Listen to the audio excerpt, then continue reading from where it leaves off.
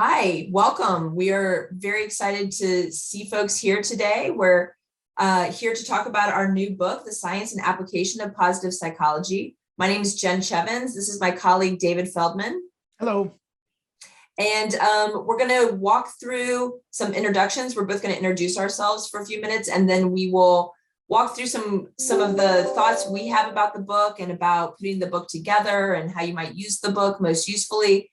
And then we will move into questions from the folks who are on the call today. We really want this book to be helpful for people. And so we wanted to make ourselves available and do anything we can to make it more helpful and more user-friendly for you, particularly as we're teaching in these unprecedented, that's become an overused word, but in these unprecedented times.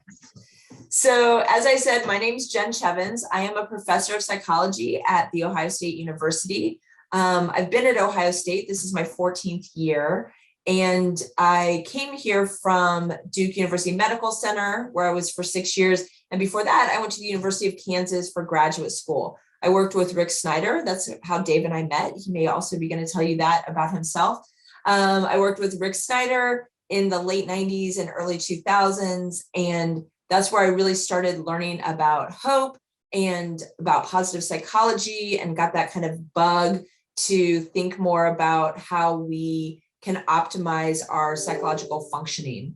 And I've been teaching positive psychology at OSU for the past, close to 11 or 12 years. So I teach a large introduction sized class, about 120 students in positive psychology twice a year, usually on average.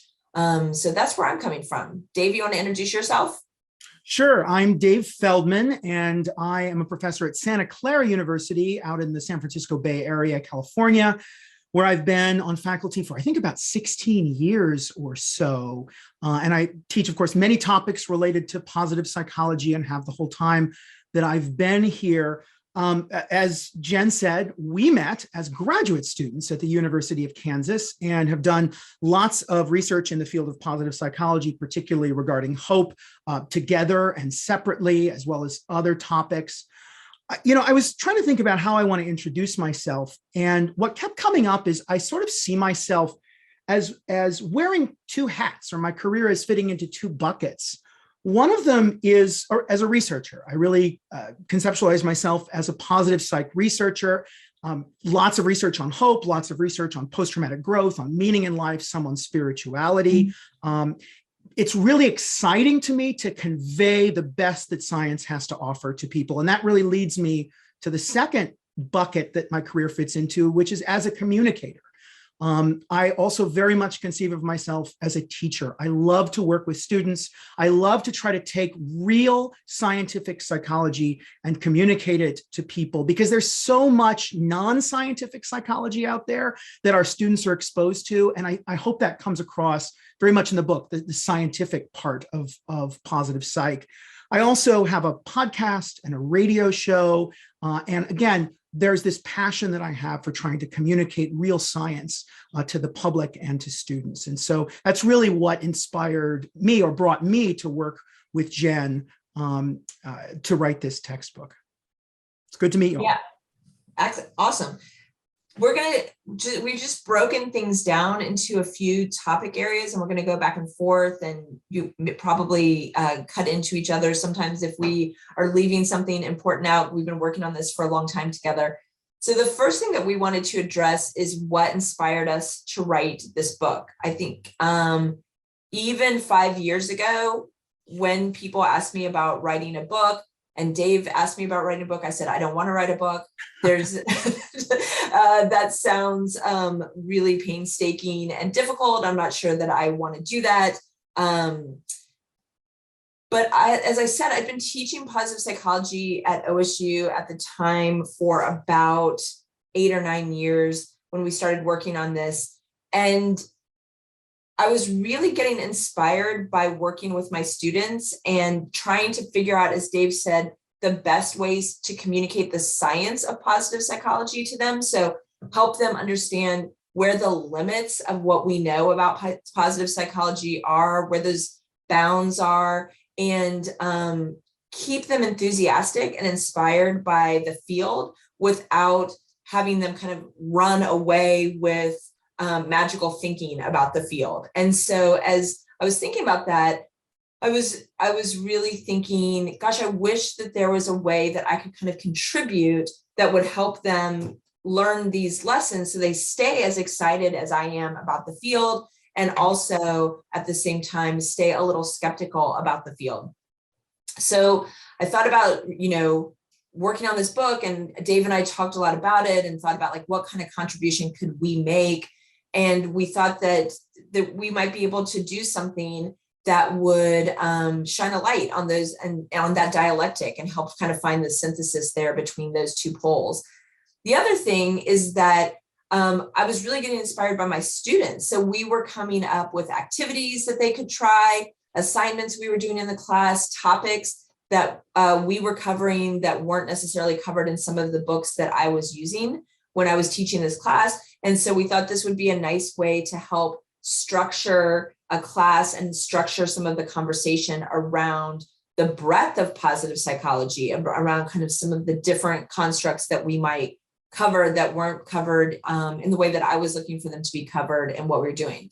So that is what inspired us to write the book. And then I was also inspired about, working with a friend from grad school. Dave and I, as we said, both worked with Rick Snyder. I have, tremendous amounts of love for Rick, and kind of continuing that legacy from our graduate training and contributing to the field in this way was really important, I think, to both of us. Do you have anything to add about that in terms of what inspired you to write the book? No, that's it. I was very excited to work with you, Jen, and I really felt like we could do a really good job writing something that we would have wanted when we were students, both undergrads and maybe even grads, but also that we would really want for our students. Yeah. The other thing that we wanted to share with you was really how the book is structured, and Jen's already started to talk about this a little, and I thought that I would just fill in a little bit more, and I'll share with you this slide. Hopefully you can see that. So this is our beautiful cover. We're so happy with the cute dog, the corgi here. I think it conveys a lot of what is really fun about positive psychology. And we do hope that this book comes across as fun, but also as scientifically rigorous. So the contents you can see to the right are really divided into 5 large sections. So part 1 is an introduction to the field, of course. We introduce scientific methods, the history of the field, all that stuff you would expect. But I think that one of the things that's unique here is chapter 2, where we talk about myths and misunderstandings about the science of positive psychology, because so often it's easy for students to confuse pop psych positive psychology with real scientific positive psychology. So we really go through a lot of those myths because I think that's something that often comes up in our classes, and we wanted to address that directly. In part 2, we have 3 chapters covering things like positive emotions, transcendence, which is a unique, I think, aspect of our book among many other of the textbooks out there, issues like meaning, purpose, spirituality, and religion, and then, of course, present moment focus, including mindfulness. In part 3, we look at achievement and personal goals. And I think a unique chapter there is our chapter on talent and giftedness, which a lot of other textbooks don't include. Part 4 is about personal strengths and psychological assets, including virtues and character strengths, and a unique chapter, again, among other books, which is a chapter on successful aging, an important topic that somehow a lot of other books don't cover. And then part 5 is a fairly large section that covers successful and satisfying relationships, things like love and friendships, perspective taking, including gratitude and forgiveness and pro-social behavior. And then we end with 2 chapters that are very much applied, including a chapter about positive psychology at work, that's chapter 13, and then a chapter about positive mental health interventions and initiatives. And I want to make one more comment before I hand it back to Jen to talk about some of the unique features of our book.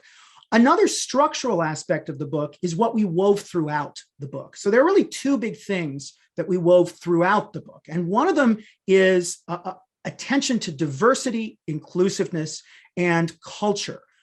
We really attempted to weave that throughout the book. So many books have just a chapter on culture, and we really wanted to have that fully integrated throughout the book, really everywhere, whenever there was research available. And so I'm really proud that we were able to do that. And the other thing is we really tried to integrate throughout the book research. So Jen and I talked early on that a lot of our students seem to tune out at the beginning. You know how every class they take, the first lesson is on research methods. And so many students just get bored and tune out and miss that part and somehow don't see it as relevant to the rest of the course.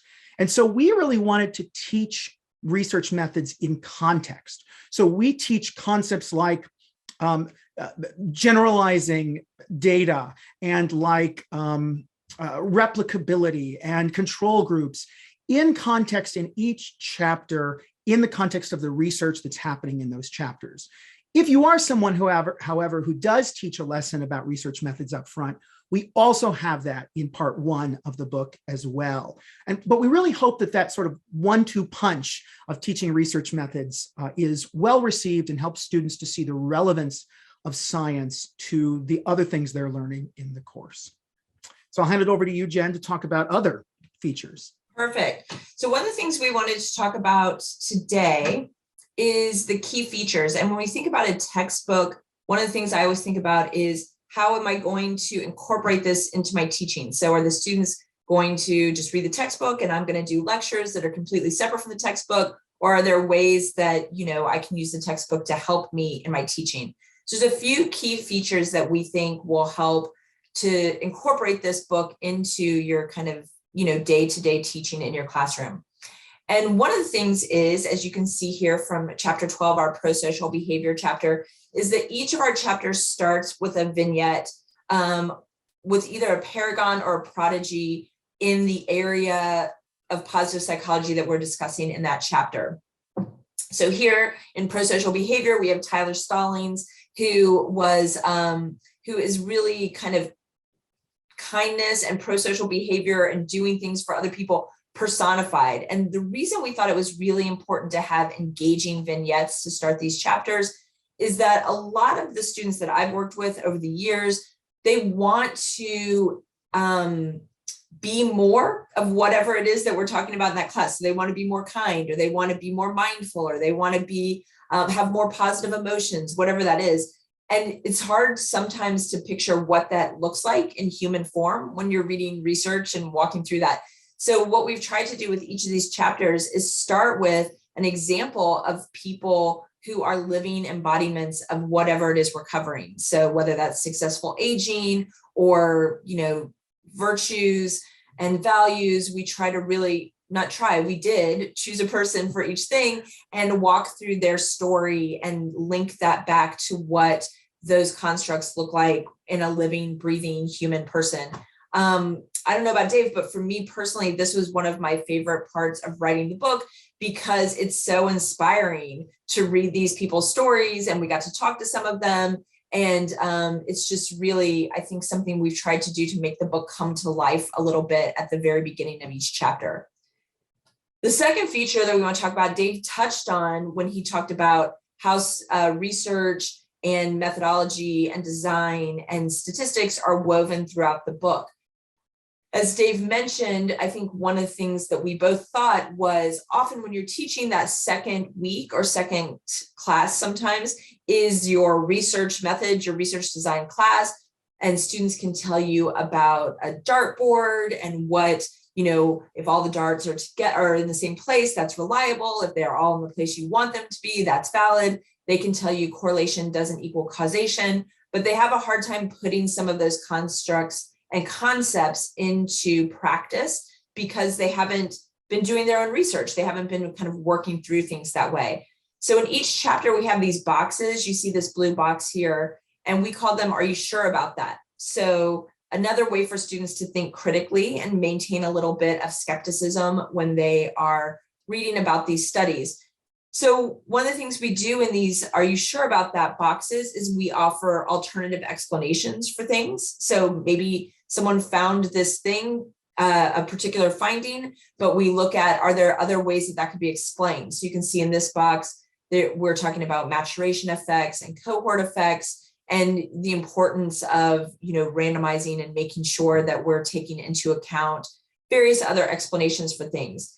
In these boxes and different chapters, we try to choose a study that is about the positive psychology construct of the chapter, and then pull out some of the important methodological and or statistical concepts from that. So as Dave said, we cover generalizability, reliability, and validity, but we also cover things like moderation and mediation effects and randomization and control groups, and how those things may or may not meet thresholds for supporting the conclusions that authors want to draw sometimes. The third thing we have is we have the future of positive psychology. We've called that next steps in whatever the chapter is about. So here you see next steps in present moment focus. One of the things that I find really lovely about teaching that I didn't necessarily expect when I started teaching, I was going to say 1 million years ago, but it was really closer to 20 years ago, is that it's really inspiring to me to find pockets of the science that we don't really know much about yet, and watch students start to have ideas about those things. So, sometimes students will ask in class, well, has anyone ever done X, Y, or Z study? Or what do we know about A, B, and C? And I say, I don't know. This is where you all are going to come and teach us. Like, we have left the field without knowing these things, and you all are the people who are going to come and solve these problems for us. And so what we tried to do in our book is each chapter, towards the end of the chapter, has this next steps in, and we have tried to lay out where we think some of the gaps in both the literature, but also the applied positive psychology are, in hopes that we will be engendering some sort of interest from our students. So if these folks go on to applied or research careers, they will be leaving our class and your classes with these questions in mind. And then the last piece, there are other things in the book too, but the last piece we wanted to highlight today is that every chapter ends with a practice section. And so there are various examples of things that students can try themselves. This is the examples, the practice section from the present moment focus chapter. And so we've here given students an opportunity to practice mindfulness or meditation, as well as a savoring exercise and a finding flow exercise. Students really want to put, in my experience, students really want to put these lessons that you're teaching in positive psychology into action. They want to try these things out. So for every chapter, we've given various things. These could either be assignments. So you could ask all of the students to do one or multiple exercises in a given chapter, and have that be something that you discuss in class, or where they write short reflection papers. Or it could be something that they do on their own if that's not something you wanted to incorporate in your class.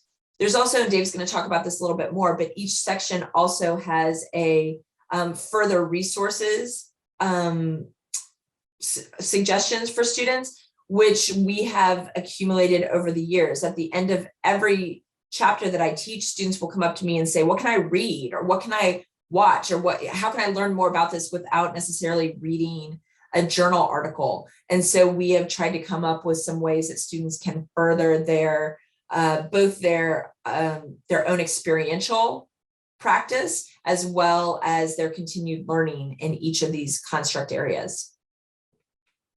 And I'll take it from there, and I'll tell you about some of our instructor materials. So we are going to have a very robust set of instructor supplementary materials for you. And I say will have, because it's an evolving set. So if you go into the Cambridge site right now, what you will find is that the first 2 chapters are there, chapters 1 and 2, and then a variety of other chapters, but not all of them are present yet. And I have to say that is because, much to their credit, Cambridge wanted to get this book out as quickly as possible and into your hands. And so that means we are finishing up the instructor materials now. They will all be there within about a month. But if you are an early adopter and are teaching from the text now, the good news is the first 2 chapters of materials and then a bunch of other ones are already up there. And here's what they contain. You can see the first chapter or the first page of it over to the left. We have learning objectives, and then we have a chapter summary that really highlights how the book meets each of those learning objectives. Over to the right, you also see some additional features that we include in the instructor materials. So we include prompts for in-class discussion. And these are things that over the years, Jen and I have used that we've found really get discussions going in class that deepen students' understanding of the material that we're covering and extend it into their lives and into the world in a way that is consistent with the science and also perhaps makes themselves and maybe their world a better place. Another feature that we put in the instructor materials are potential activities. So Jen already touched on this. Here are 3 potential in-class activities. We also give you at least 3 or 4 activities that students can do on their own at home and perhaps write a reflection paper on. And there are already some of these at the end of each chapter in the actual textbook, but we give you even more in the instructor materials that we hope you find helpful. And then finally, we give you a list of resources. Again, we have some of these already in the textbook itself, but we extend these and give you more in the instructor materials, and we call them read this, watch this, listen to this. And it includes just loads of different resources together with links that you can give students so they can just watch them. Of course, we also give you a test bank. I don't have a slide for that here, but there will be 10 multiple choice questions that we give you per chapter. And these are questions that we've used over the years. So we know that they work well to help to, well, they're fair, but they also distinguish people who know the material from perhaps people who don't know it as well. And finally, we give you a deck of PowerPoint slides for each chapter that hopefully are colorful and attention grabbing, that serve as hopefully prompts for you if that's helpful in teaching the material, but also give visuals for students to learn from as well. So we hope you find all of those resources helpful also. And I think, Jen, you're going to talk a little bit more about some specific resources online you've found helpful over time. Sure. So David told you a little bit about the read this, watch this, listen to this. There are links for those resources. And so you could either give those students or you could play them in class. Some of our favorites from that we have pulled specific episodes from our Hidden Brain podcast. I don't know if any of you listen to that podcast, but they do a great job. They have these in-depth interviews with behavioral science researchers, and they have covered many of the topics that we cover in this book. So we have, where we can, have tried to pull specific episodes that we think are particularly useful and helpful for this class, but there are others there. Also, Dave has, as he said, he's got a podcast and a radio show. There are some episodes of that, and his Psychology in 10 Minutes podcast is a nice short, it's a much shorter version of some of these things than the Hidden Brain podcast. So you can, do some of that in class that you might not want to spend a whole hour or 30 minutes on. And we also use a bunch of TED Talks in our classes when we teach. When I teach successful aging, we watch in my class the movie, The Young at Heart Chorus, which is a documentary of people over the age of 70 who sing rock and roll songs and talk about successful aging in the context of that. So those are some of the kind of general online resources that we tend to use. There's books for every chapter that we cover that are great opportunities. In my class, I do a book club every semester for extra credit. So the extra credit assignment, we choose a book, the class votes in the first day of class, and then we read that on our own outside of there, and then have a discussion about the book towards the end as extra credit. So we give you all those kinds of things that we've been using in our classes. And if we've missed specific episodes, we would also love to hear from you. If you find something you say like, hey, you all aren't using this podcast and they're doing really great stuff, we would love to hear that too. So that sort of summarizes a lot of the nuts and bolts of the book. I guess by way of ending, Jen and I just wanted to end by reiterating some of what we think is unique about this book, and then talking about just one last element that we think is unique about the book and makes it a little different from other books. So some of the things that you've already heard are unique is the organizational structure of the book, and particularly the really intricate weaving, there we go, of multicultural topics, diversity and inclusion throughout the book, as well as teaching research in context through the "Are you sure about that" boxes. Other things that are unique about the book that you've already heard are topics that we cover that most other books don't, including successful aging, including spirituality, religion, and meaning, and other topics as well, giftedness and talent, for instance. And we really hope that those are helpful in augmenting your course if you choose to use them. I think another thing, though, that we really haven't talked about that we hope is unique and special about our book is our writing style. Jen and I, the first thing we really talked about when we started writing this book is how we wanted to voice this book. So it would appeal to primarily undergraduates, but I think it can be used for grad students as well. And one of the things we wanted to make sure to capture was that delicate balance that Jen talked about earlier, that many books, they tend to err on one side of the balance or the other. So there are many books that sort of err on the side of lots of accessibility to students and lots of applicability, but they sort of lose the high bar for scientific rigor and research, and lose the idea that we're also teaching a process of doing science. On the other hand, some books err towards really getting into the weeds of research, and that's a good thing, right, to talk about the details, but they really lose that applicability to students' lives. And we really wanted to have a high bar for research, but also a high bar for applicability and accessibility. And I think we've been able to achieve that. We talked about books that we really respected that have been written in other areas of psychology. And we zeroed in on one really early, which was a particular personality book written by David Funder. And we loved the way that book was written. It was written in a conversational style. It really felt like you were having a conversation with the author, who used wit and wisdom and humor and real examples, and really helped you to understand how, in that case, personality psychology applied to real life in the context of real science. And we wanted to do something very similar in this book. In fact, just a little aside, when my grandmother about 20 years ago asked to read a book about psychology, I gave her that particular personality book, an early version of it, which is a little shorter than the latest version. And she loved it. And so as I was writing, I kept thinking about, does our writing pass the grandma test? And so that was one of my personal inspirations. But also, we were both very much thinking about our students. Would this engage our students, get them interested, get them talking, get them dreaming? And we hope that we've been able to achieve that together. And we hope that if you adopt the book, and of course we hope that you will, that you find it really helpful in your pedagogy. And again, want to reiterate that Jen and I are both, available to talk with you, answer questions, and help in any way that we can. Any closing words, Jen? I don't think so. I think that pretty much covers it. I think I'm very excited. I hope you take us seriously, that we are interested and excited to hear about things, because we are really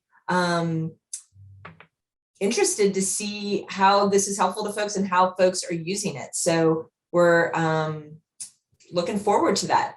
I think the rest of the time today we have open for questions. If anyone has any, I see there's one in the chat now that we can get to, but please feel free to start giving us any questions that you have.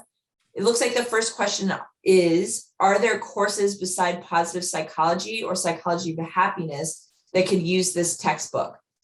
I think that although we wrote it thinking that it would mostly be used for positive psychology courses or psych of well-being or happiness, I do think that it is a book that could be used in other kind of applied social psychology textbook. If you're teaching a class that's related to applied social psychology, if you're teaching a class on psych of adjustment, so, ways that, because many of the interventions that we talk about in this book, and Dave can speak more to this, he wrote the chapter on positive mental health at the end, but many of the chapters, including gratitude and kindness and mindfulness and other kinds of chapters, have ways that people could work to optimize their life in ways that might not be super obvious in terms of feeling happier.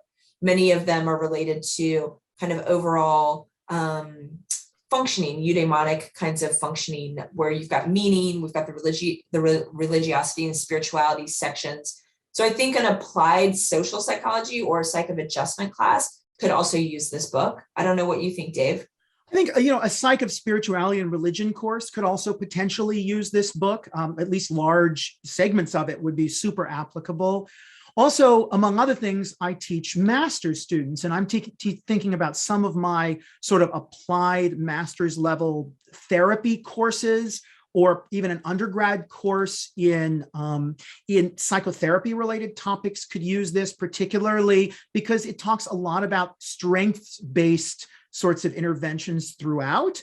Not that we only focus in any way on interventions or clinical topics, but I do think certainly large sections of it could be helpful in those sorts of courses as well. So I think there's a lot of potential here to be used in a variety of courses. But yeah, primarily, of course, positive psych, psychology of happiness, psychology of well-being, maybe even courses that are really meant to increase the well-being of students. We have courses at Santa Clara University that are really not academically oriented courses, but are more about how can you build your own resilience? And I actually think this textbook could be helpful in those kinds of courses too, because of its dual applied and scientific focus.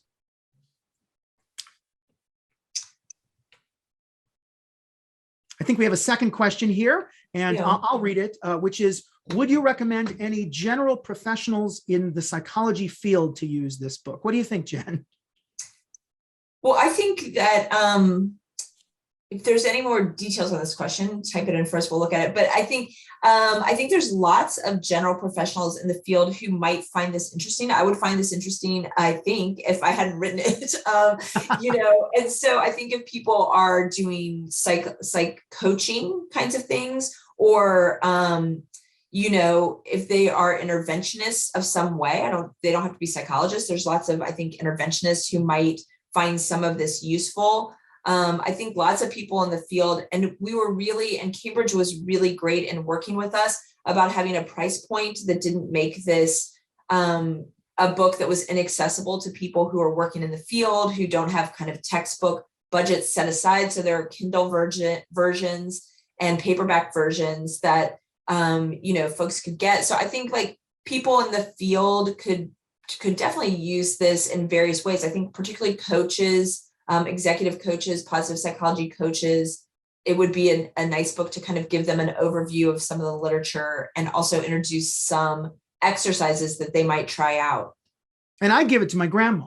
So I think it's potentially applicable really to anyone. I think that it really could be a book that if someone, even in the general public, who's just interested in finding out about positive psychology and sort of a strengths-focused approach, but also hope and meaning and gratitude and all these topics that are so hot today, really, honestly, and so important today, particularly in the midst of the pain and the suffering and the difficulties that the world has faced during the last 2 years and beyond.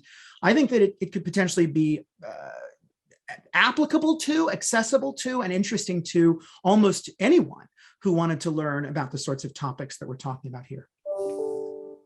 Yes, Jessica says here that she, I assume she said that this might, seems accessible enough to be used in a workplace, maybe as part of a book club or in HR trainings. I completely agree. I know that I have been part of leadership trainings at Ohio State where we have read other books that are on leadership or on strengths or on positive psychology adjacent kinds of things. And I think either as chapters, all the chapters are also standalone, which might be a nice way to read some of these things with groups of people.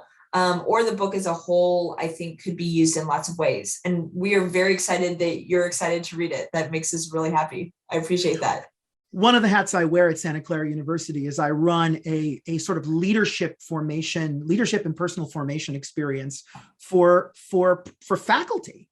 And I actually think, I wasn't thinking about it as we were writing it, but I actually think certainly some of the chapters in this book would be applicable to that kind of situation as well. And I think that is one of the things that makes our book special, that it is written in a way that I think is very accessible to undergrads, but I think would be interesting and at an appropriate level for lots of different audiences, undergraduate and beyond.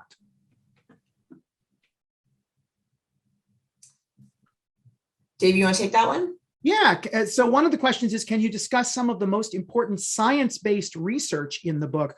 Well, it's hard for us to choose any particular one thing because every chapter is science-based.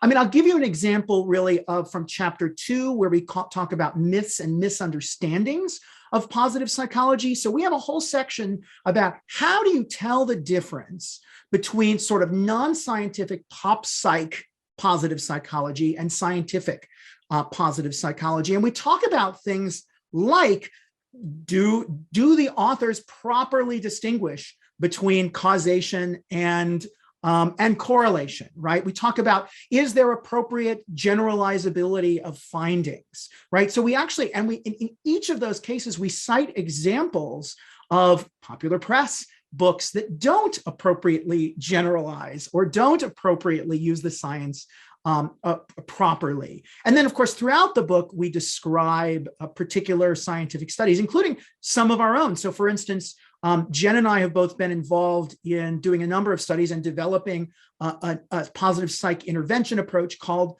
hope therapy. And for instance, we talk about some of that research, and it involves control groups and randomization. And we talk about why that's so important. We also talk about the limits of those studies that we've done. Talking about, well, why would you use a positive psych intervention for, say, something like major depression if you already have interventions that are evidence-based that work for those interventions? So even though we talk about our research and, of course, talk about it in a positive way, we also talk about the limitations of the studies that we've done. And we do that for lots of research throughout the book. So I hope that helps answer your question. Do you want to add anything to that, Jen?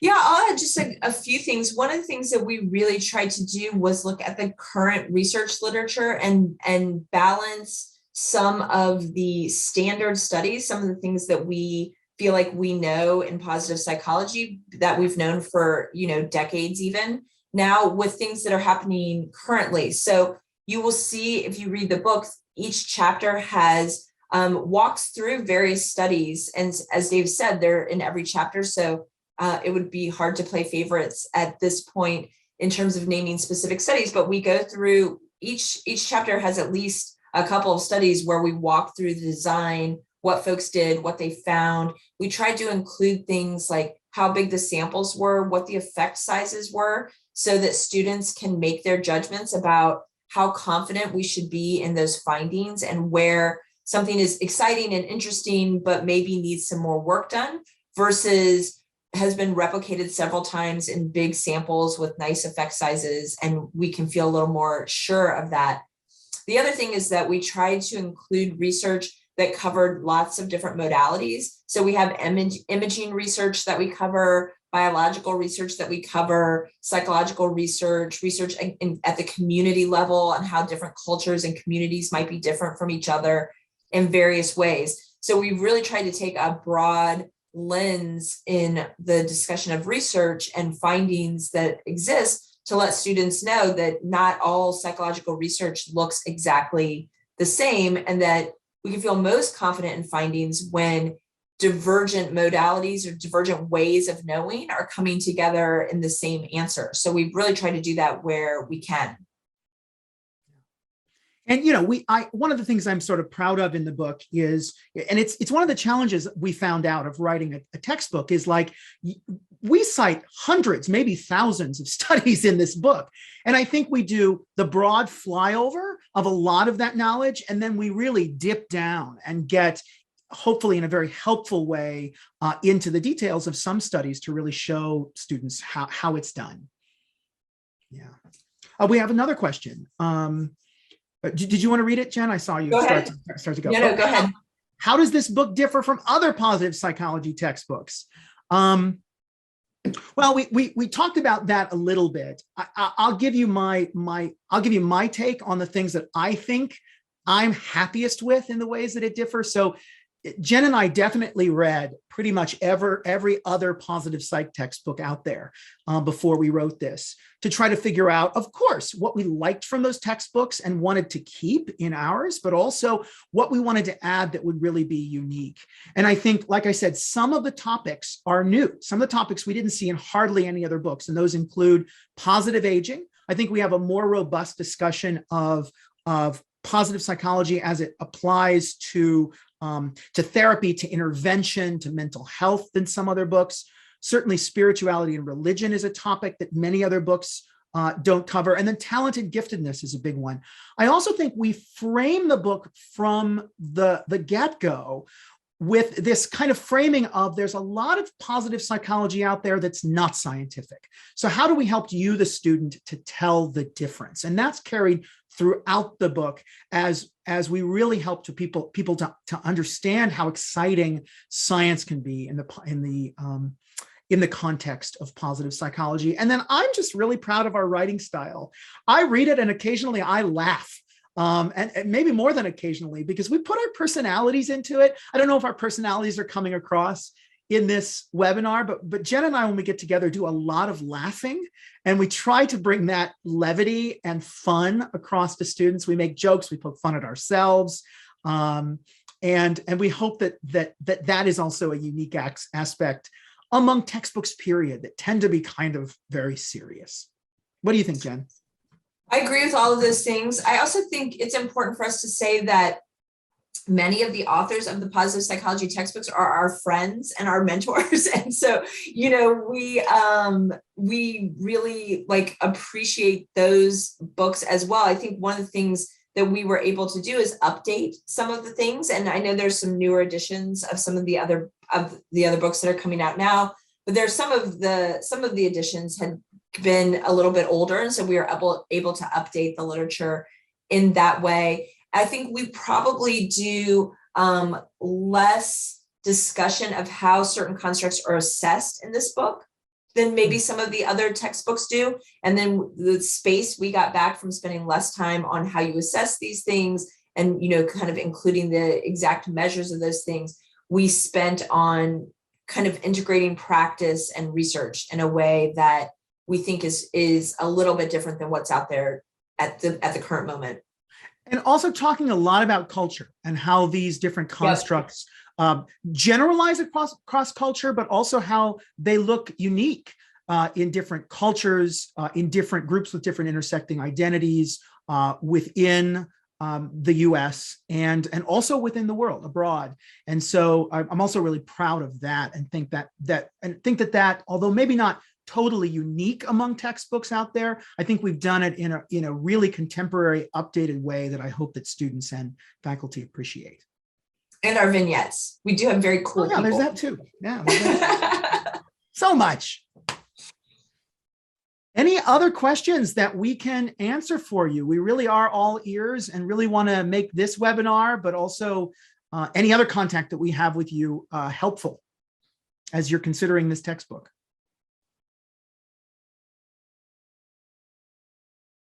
Are you sure?